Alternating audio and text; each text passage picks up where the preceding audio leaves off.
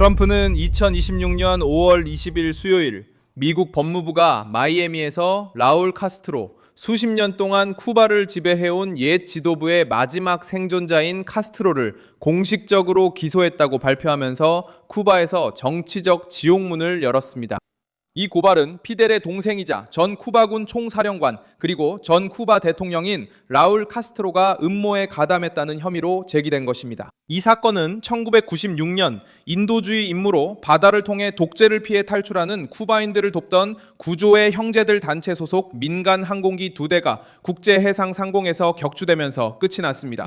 트럼프 정부는 이 발표를 쿠바 망명자들 앞에서 자유의 탑에서 진행했고 30년 동안 남아있던 상처를 카스트로 가문의 마지막 상징에 대한 직접적인 사법적 압박으로 바꿔놓았습니다. 이제 라울은 쿠바 공산주의의 역사적 인물로만 여겨지는 것이 아니라 미국 사법부에 의해 비무장 민간인 사망 사건의 피고인으로 다뤄지고 있습니다. 그리고 워싱턴이 지금 쿠바 독립의 상징적인 날에 이 사건을 건드리기로 결정했다면 이 첫 번째 타격 이후에 아바나를 향해 또 어떤 조치가 이어질 수 있을까요?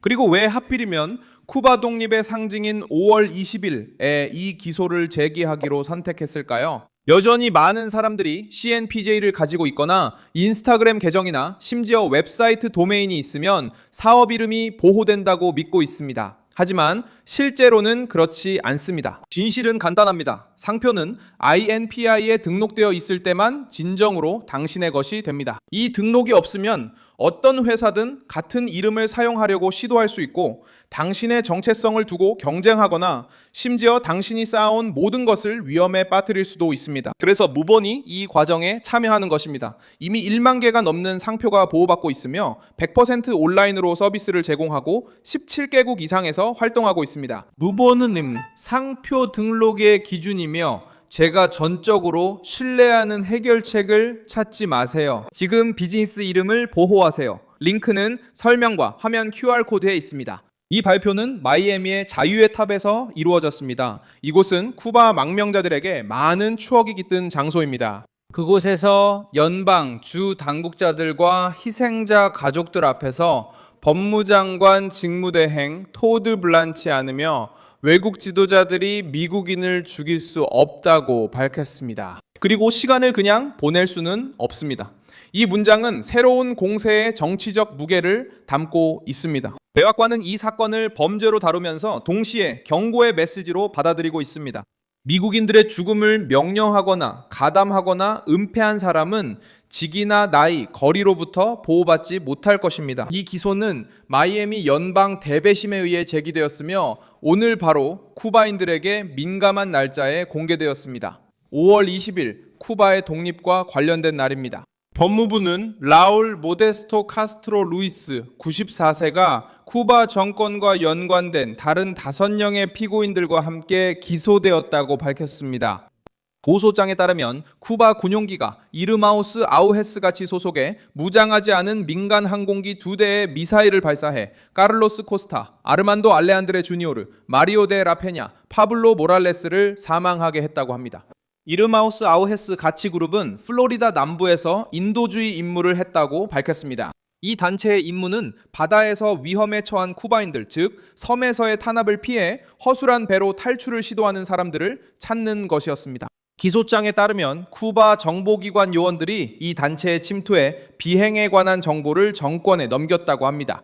이 점이 사건을 더욱 심각하게 만드는데 워싱턴은 이것이 전쟁 중의 실수나 항로 착오가 아니라 군사적 위협이 되지 않는 민간 항공기를 겨냥한 계획된 작전이었다고 주장합니다. 라울 카스트로는 그 시기에 쿠바 혁명군 장관이었기 때문에 이번 고발의 중심에 등장합니다. 미 법무부는 그의 감독 아래 군사 지휘 체계가 항공기 공격으로 이어졌다고 주장합니다. 검사들은 또한 격추되기 몇 주 전 쿠바 조종사들이 항공기를 찾고 보호하는 훈련을 했다고 말합니다. 공격 당일 3대의 항공기가 플로리다 오파로카에서 출발했고 2대가 쿠바 영토 밖에서 격추됐습니다. 트럼프의 결정은 아바나를 정치적 지옥으로 몰아넣습니다. 왜냐하면 이 사건을 기억의 영역에서 끄집어내어 마지막 카스트로를 미국 사법부 앞에 세우기 때문입니다. 수년 동안 쿠바 독재 정권은 이 사건을 과거에 묻힌 일로 취급해 왔습니다. 이제 과거는 사건 번호, 공식 기소, 그리고 미국 법에 따라 가장 중대한 범죄에 해당하는 무기징역이나 최고형의 가능성과 함께 돌아왔습니다.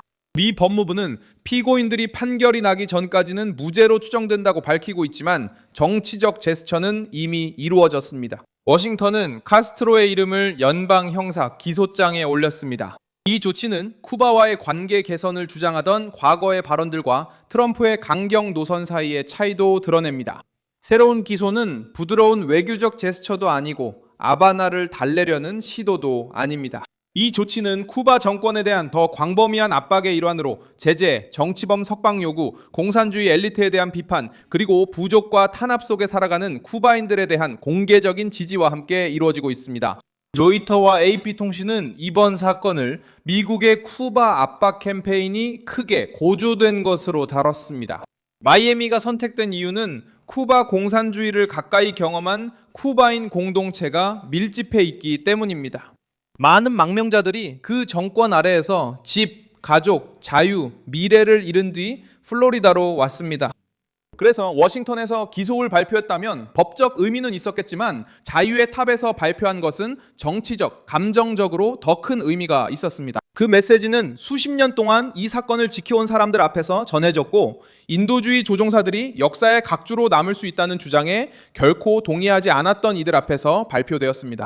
검사 제이슨 리드가 키뇨네스에서 강조했듯이 시간은 살인을 지을 수 없습니다. 이 발언은 수년간 쿠바 수뇌부를 보호해온 처벌받지 않는다는 논리에 직접적으로 타격을 주었습니다. 피델은 2016년에 사망했습니다. 하지만 라울은 여전히 체제 내에서 영향력 있는 인물로 대우받고 있습니다. 비록 대통령직에서 물러났지만 그의 이름은 여전히 섬의 정치 및 군사 구조에서 무게를 지니고 있습니다. 그래서 오늘의 고발은 쿠바의 한 노인만을 겨냥한 것이 아닙니다. 이 고발은 카스트로라는 브랜드, 즉 여전히 체제 서사의 상당 부분을 떠받치는 역사적 기둥을 겨냥한 것입니다. 이 고발은 또한 아바나를 곤란한 입장에 놓이게 합니다. 왜냐하면 이 항공기 사건은 쿠바계 미국인 사회에서 잘 알려져 있고 문서화되어 있으며 기억되고 있기 때문입니다. 이것은 추상적인 사건이 아닙니다. 희생자들의 이름이 의식에서 반복해서 언급되었습니다. 가족들도 참석해 있었습니다. 그리고 법무부는 FBI의 수사 결과로 이 고발을 제기했습니다. 연방검사, 정보분석가, 그리고 플로리다의 협력자들, 이제 가장 민감한 부분이 남았습니다. 라울 카스트로를 어떻게 미국으로 데려올 것인가요? 토드 블렌치는 미국 정부가 자주 미국 영토 밖에 있는 사람들을 기소한다는 사실을 인정했습니다. 그리고 그들을 법정에 세우는 다양한 방법이 있다고 했으나 전략은 자세히 밝히지 않았습니다. 하지만 그는 이번 기소가 상징적 의미만은 아니라고 분명히 했습니다. 영장이 발부되었고 어떤 법적 절차를 통해서든 출석이나 체포가 이루어질 것이라는 기대가 있습니다. 실제로 이것은 라울 카스트로와 다른 피고인들의 모든 해외 이동을 영구적인 법적 위험에 노출시키는 셈입니다. 쿠바는 이번 조치를 조작되고 정치적 동기로 본다고 했으며 이런 반응은 이미 예상됐습니다.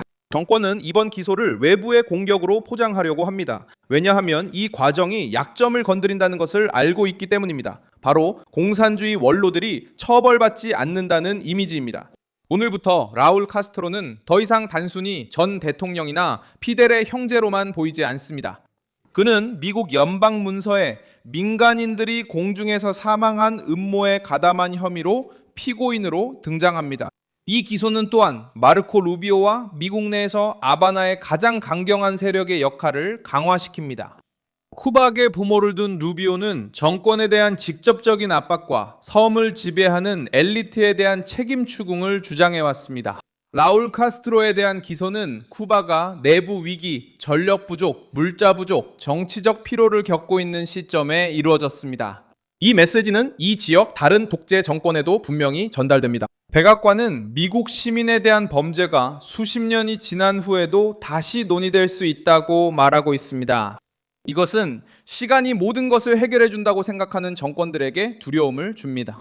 쿠바의 경우 시간은 희생자들의 이름을 지우지 못했고 망명자들의 분노도 지우지 못했으며 워싱턴이 이제 재판에 넘기려는 군 지휘 계통의 정치적 흔적도 지우지 못했습니다.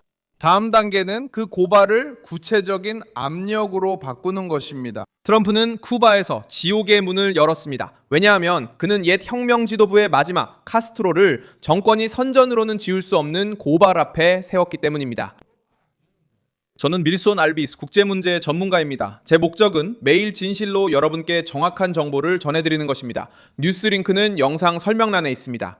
이 영상에 좋아요를 눌러주시고 채널을 구독해주세요. 그리고 마지막에는 댓글도 확인하셔서 밀손 알비스 커뮤니티와 더욱 활발히 소통하시기 바랍니다.